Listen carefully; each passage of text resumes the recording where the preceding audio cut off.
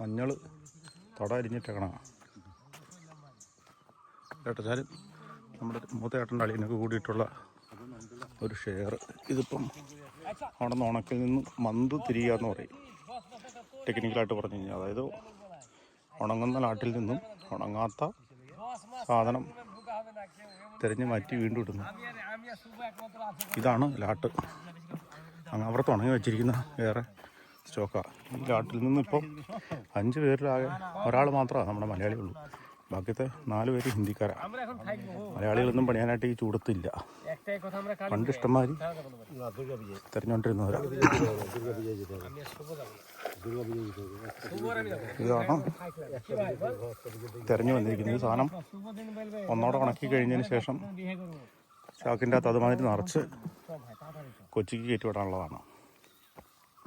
Okay, ഇതാണ് മഞ്ഞൾ കൃഷി. হিন্দিকারা মতো হিন্দিকারা যখন দেখবে রাত্রির সময় যদি ফোন করে বলবে আসেন তবে চলে যাবে। কেন যাই তোরে কাউর কিছু হলে সুদরদের বাড়ি হোক বিভূতির বাড়ি হোক যেই যা বলে রাজ্যের একটা উনি যাই বাবা ভিডিയോ ছেলে এই বাসে ഒറിജിനൽ മഞ്ഞൾ ഇവിടെ നിന്ന് ഇങ്ങനെയാണ് പൊതുവെ പോകുന്നത്. ഇത് 2 കൂട്ടങ്ങൾ. ഒന്ന് മഞ്ഞൾ പൊടിയായിട്ട് തുടങ്ങും. 2 കോലഞ്ചേരിയിലൊരു ഫാക്ടറി ഉണ്ട് മഞ്ഞളുടെ ഇഞ്ചിയുടെയൊക്കെ എണ്ണ എടുക്കുന്ന ഒരു ഫാക്ടറി ഉണ്ട് കോലഞ്ചേരി, പെരുമ്പാവൂർ കോലഞ്ചേരി. അങ്ങോട്ട് കയറ്റി. ഇതിപ്പോൾ എങ്ങോട്ടാണ് കയറ്റി അയക്കണമെന്ന് എനിക്കറിയില്ല. കൊച്ചിയാണെന്നാണ് തോന്നുന്നു. ഇതതിൻ്റെ മഞ്ഞൾ ഒറിജിനൽ. ഇത് മഞ്ഞൾ പുഴുങ്ങാനായിട്ടുള്ള വെള്ളം പിടിച്ചു വെച്ചിരിക്കുന്ന പടത്തക്കുളമാണ്. ഇങ്ങോട്ട് വെള്ളം അടിച്ച് മോട്ടറിൽ നിന്ന് ഇടും. ഇത് മഞ്ഞൾ പുഴുങ്ങുന്ന സെറ്റപ്പുകളാണ്. ഷവല്, അടുപ്പിനുള്ള ചെമ്പ്, 2 അടുപ്പല്ല 3 അടുപ്പുണ്ട് കേട്ടോ. മഞ്ഞൾ പുഴുങ്ങുന്ന ഒരു ദിവസം വരണമെന്ന് വിചാരിച്ചിട്ടിരിക്കണേ. രാത്രിയിൽ പണ്ട് ഒത്തിരി മഞ്ഞൾ പുഴുങ്ങി പൈസ ഉണ്ടാക്കിക്കൊണ്ടിരുന്ന ആൾക്കാരാണ് ഞങ്ങൾ. അടുത്തൊരടുപ്പ്, ഇത് 3ാമത്തെ അടുപ്പ്. ഇതൊക്കെ മഞ്ഞളാണ് കേട്ടോ. ഇതൊക്കെ മഞ്ഞളുടെ തടയും ഇതുണ്ടല്ലേ, മഞ്ഞൾ ഉണ്ട്.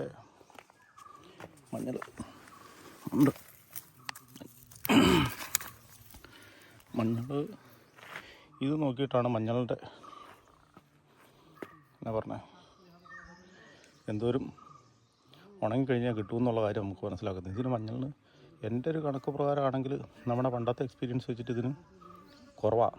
ഈ ഉള്ളിലത്തെ മഞ്ഞളിൻ്റെ കാതൽ കുറച്ചും കൂടെയൊക്കെ വേണം. എങ്കിൽ മാത്രമാണ് മഞ്ഞൾ ഉണങ്ങിക്കഴിഞ്ഞ് കഴിഞ്ഞാൽ നമുക്ക് വെയിറ്റ് കിട്ടുള്ളൂ. അല്ലെങ്കിൽ മഞ്ഞൾ ചിലപ്പോൾ ഇതൊക്കെ ഒരു 4 ആയിരിക്കും എന്ന് എനിക്ക് തോന്നുന്നു. ചേട്ടച്ചാരോട് ചോദിച്ചു കഴിഞ്ഞാൽ അറിയാം ഇപ്പോൾ എത്ര കിട്ടുന്നുണ്ടെന്നുള്ള കാര്യം. 4 അതോ 3 കിട്ടി കഴിഞ്ഞാൽ അത്യാവശ്യം നല്ല മഞ്ഞളായിരിക്കണം. ഇതൊക്കെ മഞ്ഞൾ കൊണ്ട് തട്ടിട്ടേക്കണം. പുഴുങ്ങാനുള്ളതായിരിക്കും. ഈ ആഴ്ച പുഴുങ്ങായിരിക്കും. പണ്ട് ഇവിടെ ഭയങ്കരമായിട്ട് ഇഞ്ചി കച്ചവടം മഞ്ഞൾ കച്ചവടം ചെയ്തുകൊണ്ടിരുന്ന സമയമാണ്. ഇപ്പം ഇഞ്ചിയുടെ വരവ് വളരെ കുറവാണ്. ഇപ്പം ഇഞ്ചി ഒരു 10 രൂപയൊക്കെ വന്നിട്ടുണ്ടെന്ന്. ഇഞ്ചി ഉണ്ടെന്ന് പറഞ്ഞാൽ ഉണങ്ങിയിട്ടുണ്ട്. ഒരു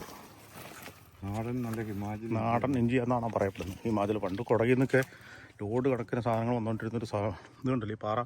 അപ്പുറത്തൊരു ഷെഡ് കാണുന്നുണ്ട്. അത് വേറെ ആൾക്കാർക്കിടെ ഒരു പാറയാണ് ഉണ്ടോ. അവിടെ ഉണങ്ങിയിട്ടിരിക്കുന്ന ഇഞ്ചിയാണ്. നമ്മുടെ ഈ ഏരിയ ഈ ഭാഗത്തുള്ളതാണ്. ഈ ഭാഗത്തുള്ളതെല്ലാം വലിയ വാരിക്കൂട്ടി ആ സാധനം ഇപ്പോൾ ചെയ്തുകൊണ്ടിരിക്കുന്നത്.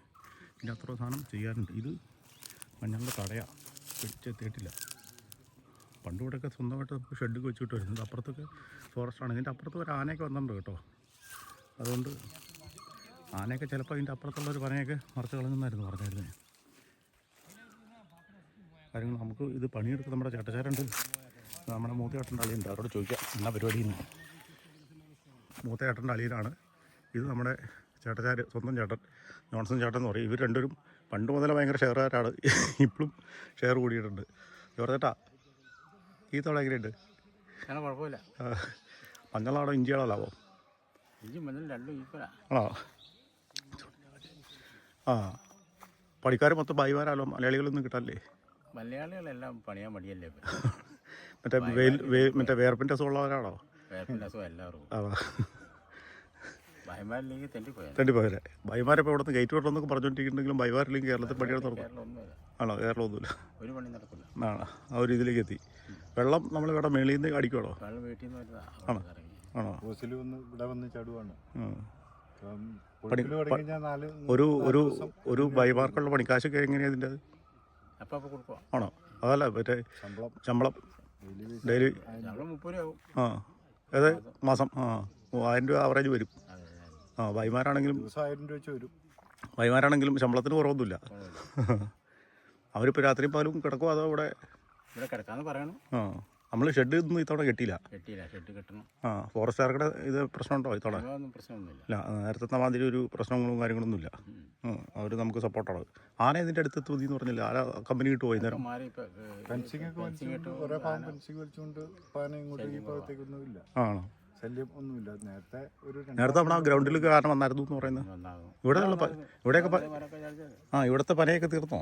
അതുകൊണ്ട് ഇവിടുത്തെ പനയൊക്കെ വെള്ളമില്ല, മെയിനായിട്ട് വെള്ളം. ആ മറ്റേ ആനേനെ മറ്റേ ആ മുല്ലരിങ്ങാടുള്ള പയ്യനെ വിട്ടതിന് ചേട്ടൻ എല്ലാവരും അപ്പുറത്തേക്ക് കടത്തിയതാണോ?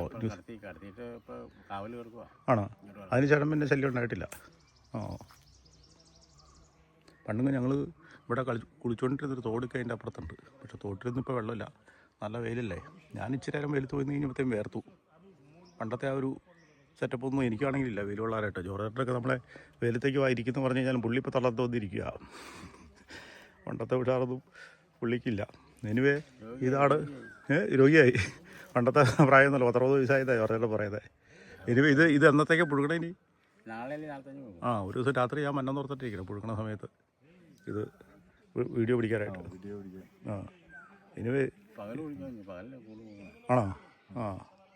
പല കൂടുതൽ കൊടുക്കണം. പിന്നെ പകല് പുഴുകാൻ നമുക്ക് അവരിപ്പം നാളെ തൊട്ട് സ്ഥിരമായിട്ട് നിൽക്കാന്ന് പറഞ്ഞു. വലിയ കുഴപ്പക്കാരല്ലെന്ന് തോന്നുന്നു അല്ലേ? ഇവര് പൈനാപ്പിളിന്റെ പണിക്ക് വന്നിട്ടുള്ള ആണോ? മരം നമ്മളാണോ പണി പഠിപ്പിച്ചേ? ആണോ? ഇന്ന് തന്നെ പഠിപ്പിച്ച് ഇന്ന് തന്നെ തുടങ്ങിയിരിക്കണേ. പിള്ളേരെ കഴിച്ചുണ്ട് കാരണവരാണെങ്കിലും നമ്മളെ മലയാളികളെക്കാളും ഭേദം. മലയാളികൾ ഇപ്പൊ 3 പ്രാവശ്യം പോയിരിക്കും. അങ്ങനെ പറയരുത്, നമ്മൾ വീഡിയോ പഠിക്കേണ്ടത് അങ്ങനെ പറയരുത്. ഉള്ള കാര്യങ്ങൾ ചില സത്യങ്ങൾ നമ്മൾ പുറത്ത് പറയാൻ പാടില്ല, നമ്മളെക്കുറിച്ച് ആയതുകൊണ്ട്. അപ്പോൾ ശരിയതാ.